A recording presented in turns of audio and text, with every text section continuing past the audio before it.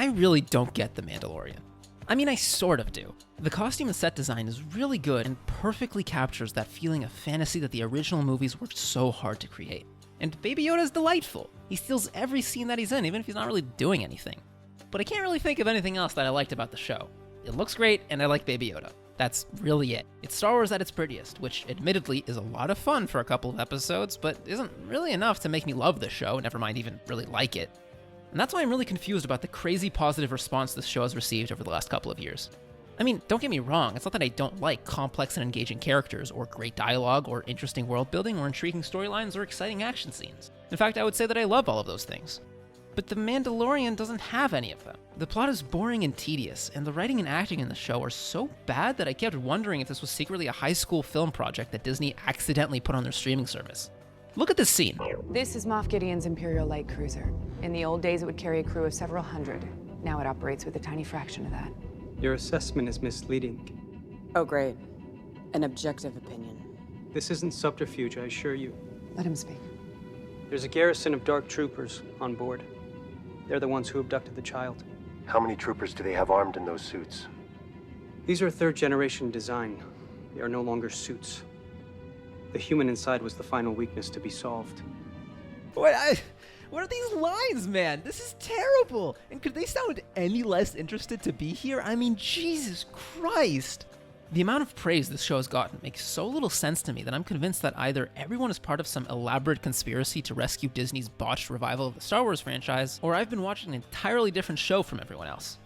Look, I'm not just saying this to be a contrarian. I genuinely don't see why this show is such a big deal. I really genuinely don't get The Mandalorian. The first part of the show that immediately stood out to me as not really that good is the plot. Although the show doesn't have a plot so much as a series of excuses to go to a bunch of different planets to go on adventures. While there is a lot of weight put on the overarching Baby Yoda storyline, the main focus of the show is really the individual adventures Mando goes on in each episode, which are mostly self-contained. The Mandalorian is functionally an episodic show disguising itself as a serialized one. But that's not really what I had a problem with. If anything, I wish the show had fully committed to being episodic, because I think it would have given the writers more freedom to explore Mando's character and history and would have made for a more interesting show. But with that said, I don't think it's a crime to try to give the adventures a greater sense of importance in this way. Doing that weakens the show in my opinion by diffusing the focus, but it definitely doesn't make the show bad. What does make the show bad is the fact that these adventures are excruciatingly boring. They're so repetitive and inconsequential that they feel more like filler than the actual main point of the show. Pretty much every episode is exactly the same. Each episode starts with Mando going to some random planet because either his ship needs maintenance or he needs something related to Baby Yoda. Once there, Mando meets a local from the planet who can give him what he wants, but in order to get it, he first needs to do something for them that either implicitly or explicitly requires killing people. Mando soon realizes he needs more help and either looks for or stumbles into someone who can help him on his quest. Most of the time, it's someone brand new that we've never met before this episode, and about half of the time we never see them again afterwards. While planning out how to complete the task, Mando, or one of his partners, establishes some arbitrary rule that they say cannot be broken under any circumstances. Then, Mando goes out and does the side quest, which always begins with an action scene where Mando kills some faceless enemies. Sometimes he also almost dies, which is not exciting because it's usually less than halfway into the episode, so obviously he's going to be fine, but whatever. As the plan continues, Mando and his partner realize things are more complicated than they thought, and that almost always means they're going to have to break the rule established earlier in the episode, which I guess is supposed to be a twist. Soon after that, Mando and his partner fight and kill a video game boss, finishing the side quest in the process. Finally, Mando returns to the local who gave him the side quest, gets the thing he needs, gets some reason he can't stay on the planet, and leaves. The episode usually ends with a scene of him briefly interacting with Baby Yoda on his ship.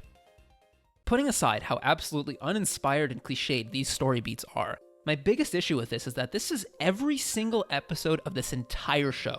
Characters are swapped in and out, settings are changed sometimes, and the faceless enemies wear different costumes, but it's all basically the exact same sequence of events 16 times in a row. On top of that, because everything changes in each episode, it's really hard to get attached to anyone or anything we see, so it's also really hard to care about the consequences of anything that happens, especially since we don't actually see the consequences half the time. When you put all of this together, the show really quickly devolves into a giant chore where you're just watching everyone go through the motions each episode so Mando can get whatever he needs to move the Baby Yoda plotline forward. Now, if you've been paying attention, you might find this confusing, because as I said earlier, the point of the Baby Yoda storyline was to give Mando an excuse to go on cool adventures. And yet, it seems like the adventures are just filler to get to the Baby Yoda storyline. So what is this show really about?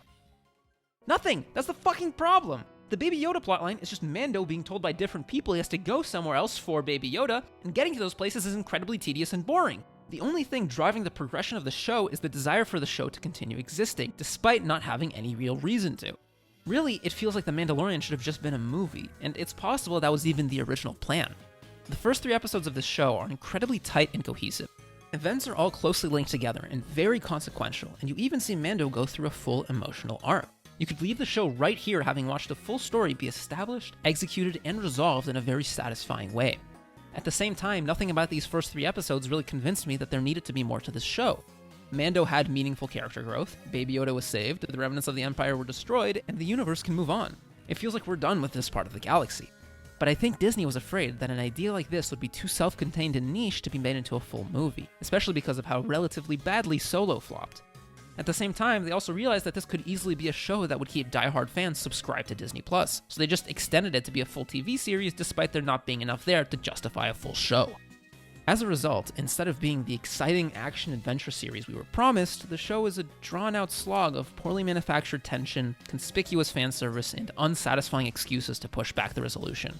Maybe this could have been more bearable if each episode wasn't almost exactly the same, but honestly the writers had so few ideas to work with that I don't think it would have changed anything.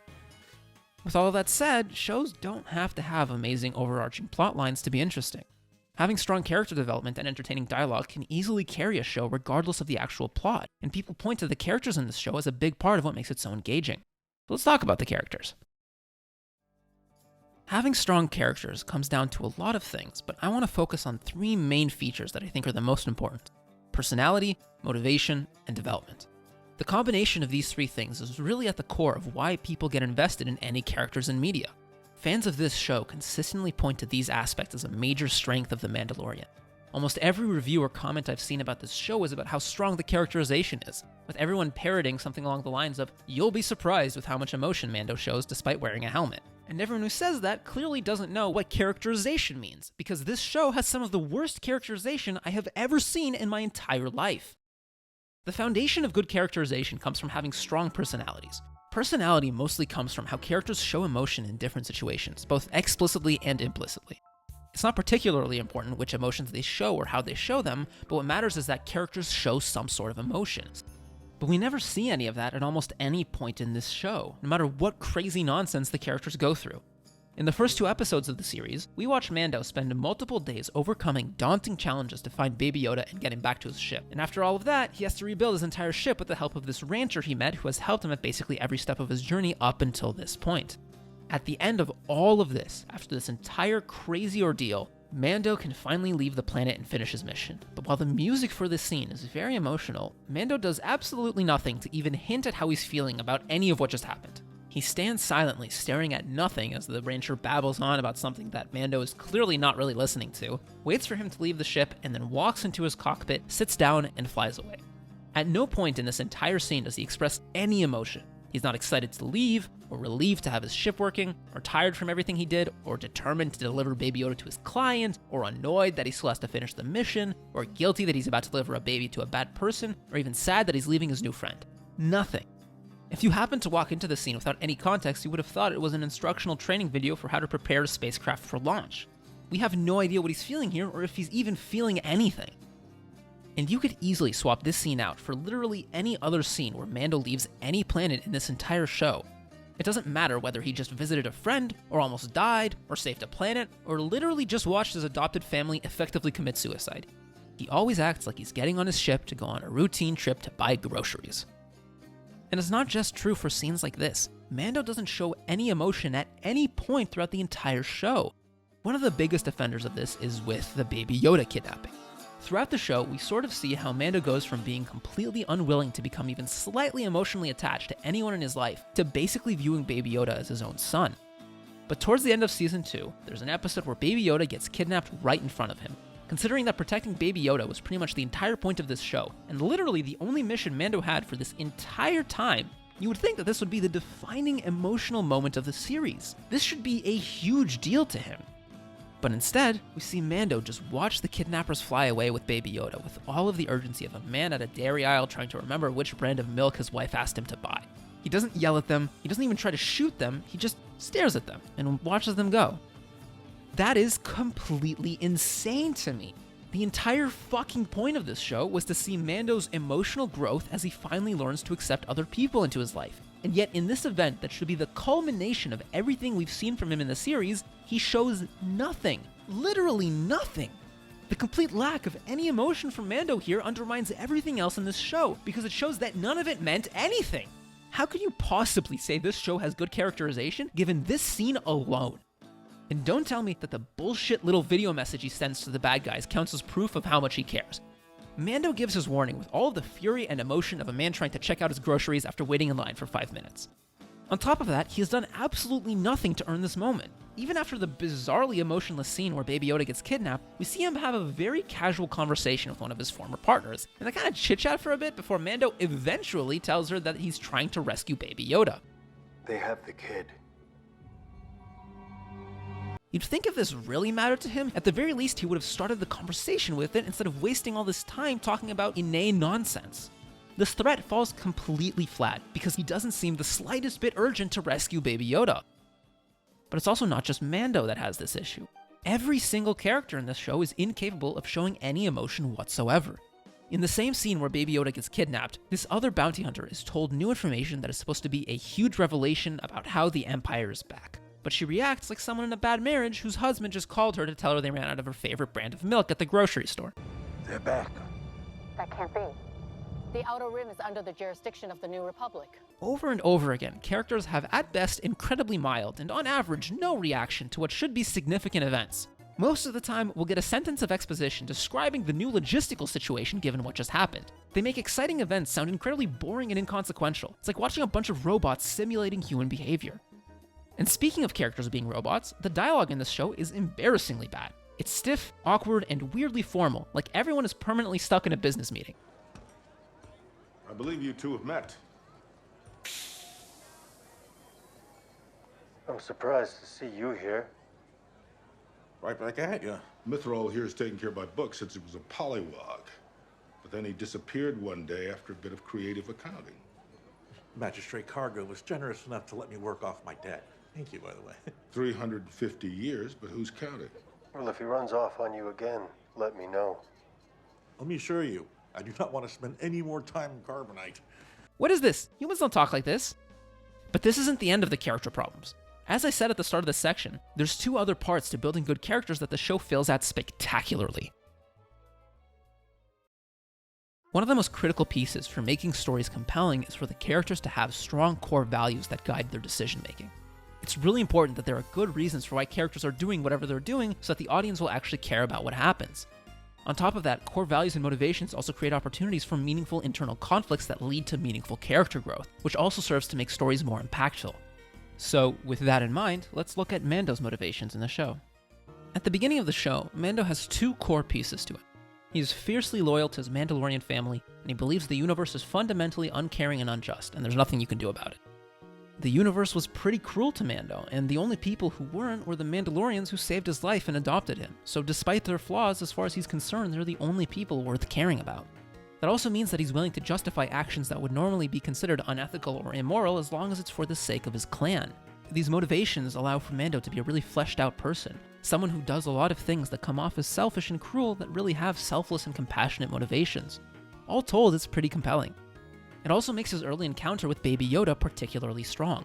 Mando is assigned a bounty where the reward is several sacred and extremely valuable Mandalorian artifacts that were stolen a long time ago. But when he tracks down the person he needs to bring in, he suddenly finds himself in almost the exact mirror position of his defining childhood experience.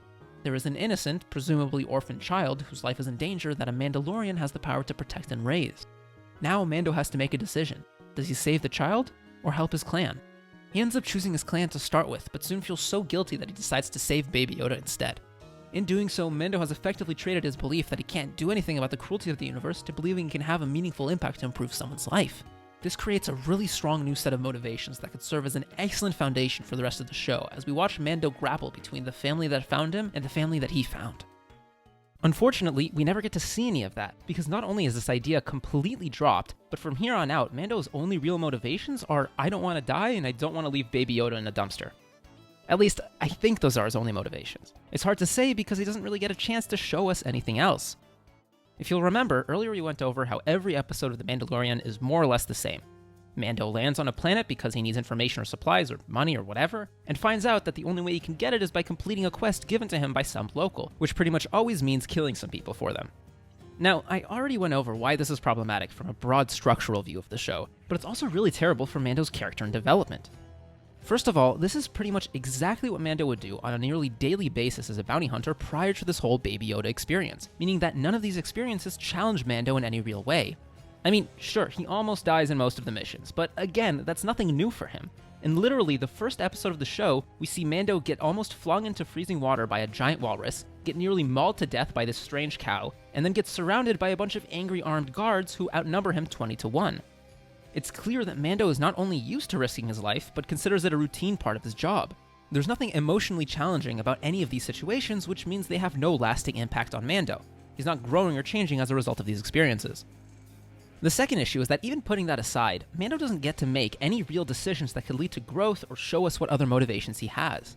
Like I said earlier, after episode 3 where he chooses to rescue Baby Yoda, Mando constantly ends up in situations where his options are either for him and or Baby Yoda to die, or to do whatever quest he's given. Even in episodes where Mando says he doesn't want to help someone nor do the request, the show goes out of its way to force him to do it anyway. So it's not just that Mando isn't faced with any meaningful moral dilemmas, he doesn't get to make any choices at all. But even regardless of Mando's motivations and decisions, none of these stories past episode 3 are even about him. Every quest focuses on some specific characters that aren't Mando and goes through their emotional journeys. They all have some goal they're aiming for and, thanks to Mando going on a killing spree, are able to overcome challenges and achieve some form of self-actualization, or at the very least feel good about themselves. Mando could easily be swapped out in all of these stories and it wouldn't really affect any of them or their emotional impact because he's not relevant to them except as a slightly above average soldier to throw at enemies.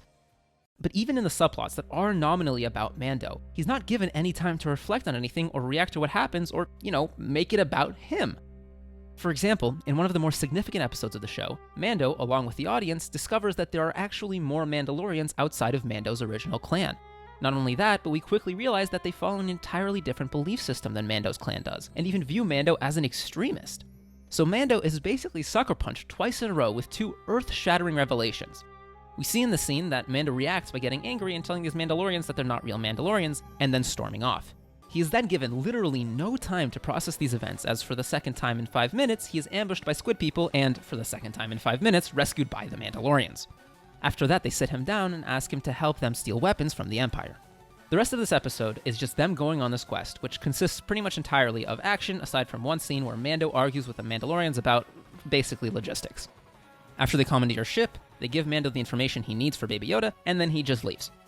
That's the whole episode, and for the rest of the show, aside from literally just acknowledging that these events happened, which is said in passing, nobody references any of this until Mando asks the Mandalorians for help on another mission. And even then, they don't address any of what happened, they just help him out on another mission to sabotage the Empire.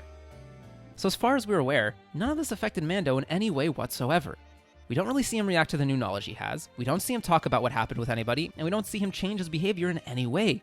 You could have replaced all of the Mandalorians in this episode with Jar Jar Binks and his extended family, and it wouldn't have changed anything. That's true for every subplot that's supposed to focus on Mando. Nothing ever seems to have any impact on him. When you put all this together, you start to get the sense that despite focusing primarily on the experiences of one character, The Mandalorian isn't really about Mando. He's only tangentially relevant to the events that take place, he has no agency, no real motivations, and isn't impacted by any of what happens. He just doesn't matter to the show except as basically a second MacGuffin, someone to drive the smaller stories contained in the overarching Baby Yoda one. Mando can barely even be described as a character in his own show. He's effectively a glorified prop. At this point, I would also talk about Mando's friends and their motivations, but they don't really have any motivations to speak of. If you stopped at any point in the show and asked why any of the other characters were doing whatever they were currently doing, the answer would pretty much always come down to because fuck the Empire. If you really pushed them and asked why they felt that way, they might also give some generic response about how the Empire did bad things to them once, but really they just think the Empire is evil. That means there's nowhere to go with any of these characters. They're all just different flavors of someone who kills indiscriminately for their job, and all the missions they go on with Mando just require them to kill people indiscriminately to get whatever they need. They're just these boring cardboard cutouts that act as extra guns for Mando to point at people. The funny thing is, you can make an argument that this might have been intentional. It's possible that the idea behind this show was to have a ragtag group of anti-heroes who do morally ambiguous things that ultimately serve the greater good, as some sort of message on the nature of good and evil. Or at least I think that was sort of the idea.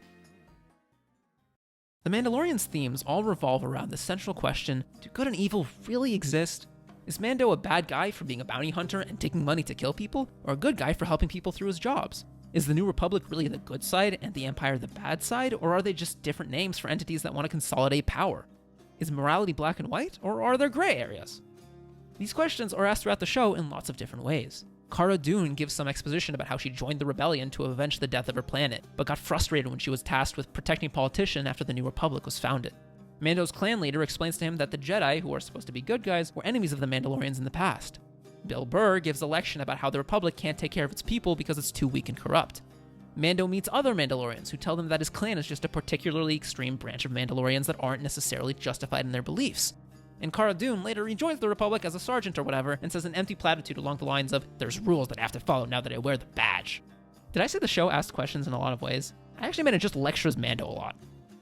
Obviously, there's a lot wrong with this. For starters, the characters like to tell us about the problems with the New Republic, but we never actually see any of the bad things they talk about. The only thing we get, aside from these lectures, is this implication that the government is ineffective because of how lawless these planets all are. But even then, someone makes a point to say that the issue isn't that the Republic is bad, it's that it doesn't have enough resources to actually maintain order in such a massive galaxy, which is a very different problem. And we can't make any other meaningful judgments on the Republic or its actions because we don't see anything else from it. We don't see how planets under Republic control look, or what the culture of the government is, or how they help or hurt whatever they touch. Nothing. Just a couple of lectures from these two, who, by the way, actually have very clear biases that make them unreliable.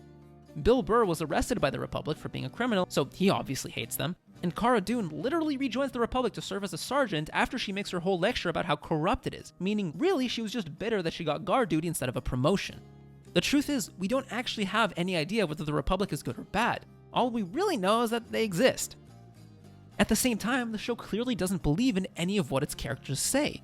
For as much as the writers love to lecture the audience about how there aren't any good guys or bad guys, and morality is a social construct written by the oppressors or whatever, every time we actually see someone from the Empire, they're so obviously evil, it's cartoonish. This guy literally just wants to kill babies. This guy likes to kidnap babies and laughs maniacally every few episodes, and these two are just straight up caricatures of fascism. This isn't even a little bit subtle. The show is very explicit about there being a literal bad side here. Also, when I was talking about not seeing anything from the Republic, I kinda lied, because we actually do see people from the Republic appear twice in this show.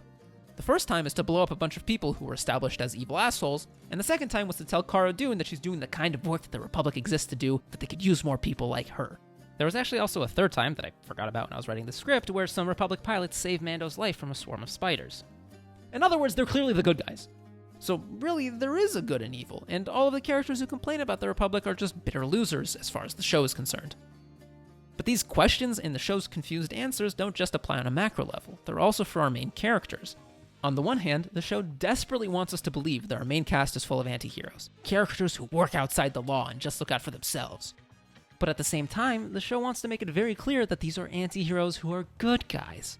While we get all this posturing about how every character is just looking out for themselves, every time they do basically anything, they inevitably end up saving an entire village or something, and then everyone thanks them profusely for helping them. Mando saves no fewer than 5 villages on his misadventures, destroys the Empire like 3 times, saves a Jedi child, and even helps a pregnant lady cross the galaxy for good measure. Throughout all of this, aside from a raid in a Republic prison that basically goes nowhere, he doesn't do anything to harm the Republic. He's very clearly a hero who pretty much exclusively does good things that is sided with the good guys. So again, we get this hypocrisy from the show where everyone is presented as morally ambiguous and potentially bad, but really they're all unambiguously good based on their actions. All of this ends up just creating this bizarre falling upwards effect where every character wants to be selfish but ends up in situations where their only option is to be heroic. So everything feels unearned and the show feels confused.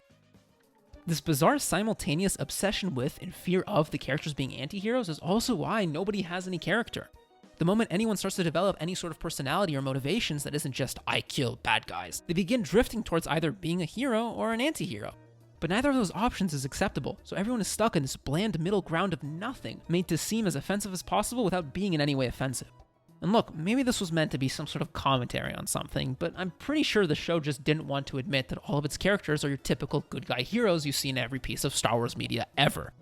And that's really the big secret of this show. None of what it says means anything. It's all complete nonsense designed to trick its audience into not realizing that The Mandalorian is just a glorified kids' action-adventure series. Despite how much adult fans insist they want mature content from it, Star Wars is an inherently childish franchise. The literal premise of this series is that there's a universe where there are magical powers that are split between a light side and a dark side, an explicit good and evil. Even then, the evil isn't morally bad so much as cartoonishly mean, a caricature of evil that exists exclusively so the good guys have someone to beat. And that's all by design. Pretty much the entire reason Star Wars is so popular is because it feeds viewers this fantasy of being a hero with magic powers and a kick-ass laser sword who has to defeat the bad guys, no strings attached. That is true for everyone who likes Star Wars, from little kids to fully grown adults. If it wasn't, they wouldn't keep watching Star Wars because that's literally all there is in this franchise. What this means is that regardless of what anyone says, the people who want to watch these movies and shows don't actually want morally ambiguous characters or stories, because that would undermine the entire fantasy that is this franchise's core selling point. Fans want to see themselves in the heroes of this universe, so questioning the main character's actions means questioning their own sense of right and wrong, which is exactly the opposite of what they want from Star Wars. This isn't just true with Star Wars movies, obviously. This is a thing for almost all blockbuster movies. People don't like having to think too hard about the morality of good and evil, or really just thinking at all when watching movies, but this is especially true for Star Wars.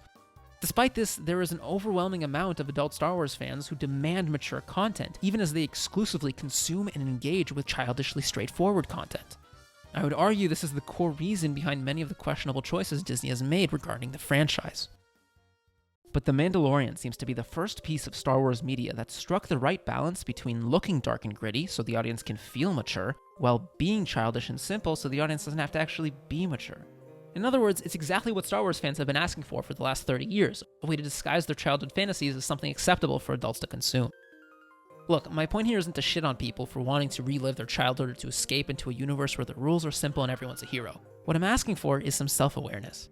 It's okay to just want to feel like a kid and root for the good guys. I love Star Wars specifically because of how straightforward and fun it is. It doesn't have to be complicated or thought-provoking to be entertaining. But the sort of pseudo-intellectual bullshit we see in The Mandalorian is a problem. The way this show is framed pretends to support the idea that morality is complicated while instead validating the black and white ideas of good versus evil that are at the core of so many problems in our society. The idea that there's one big bad entity that is exclusively evil and the source of all problems, and that there's a hero who works outside the overbearing laws of government who is always justified in taking violent action because he fights for this vague and ambiguous one true cause to save the universe, is both a conceptual summary of The Mandalorian and the core belief system of terrorist organizations like QAnon. To be clear, I'm not blaming Star Wars for terrorism because that's completely absurd, but I do think that these kind of stories still have a real negative impact on society. If you consistently watch and engage with media that brings up complex moral questions, questions that have no right answer, and are constantly shown that these questions actually do have one specific right answer, then it conditions your brain to assume there's only one right answer to all moral questions. It implicitly teaches you to reject complexity and to reject thinking or reflecting on your beliefs. That's dangerous no matter what you believe in. Obviously, this is much bigger than just The Mandalorian, but that doesn't mean the show shouldn't be held accountable. Very few shows experience this sort of success, and the show has clearly resonated with a lot of people. Whether Disney likes it or not, this show has an impact on the people who watch it and engage with it. My main point in all of this isn't to just shit on The Mandalorian. I mean, it partially is, but I think it's more about recognizing the show for what it is and not trying to glorify it for what it's not. The Mandalorian is a nostalgic joyride through your childhood, a show that brings back the greatest hits of Star Wars so that you feel like a kid again. It tells the story that every Star Wars fan imagines in their head growing up, of being a badass who wears cool armor and uses cool gadgets and weapons to kill bad guys, help people in need, and get recognition from Luke Skywalker for helping bring order to the galaxy. And just like in those stories you would imagine in your head, the show is light on details and any sort of critical thought, just throwing in whatever makes it feel more heroic depending on your mood. Sometimes you want to be a badass Lone Ranger, unconstricted by the laws of society. Other times you want to be a hero known around the world for your achievements. The important part isn't that it's consistent or even coherent, it's that it looks cool. So I lied when I said in the beginning of the video that I don't get The Mandalorian. I actually completely get it, evidently more than most people who watch the show. That's why I didn't like it.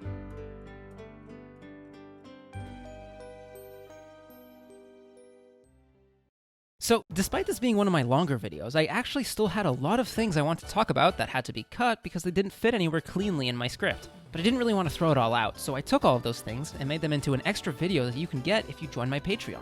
On top of that, you'll also get access to other bonus videos I made of things that didn't fit into my other videos. So if you're interested in any of that, head on over to patreon.com/smallgreenlobster to check it out.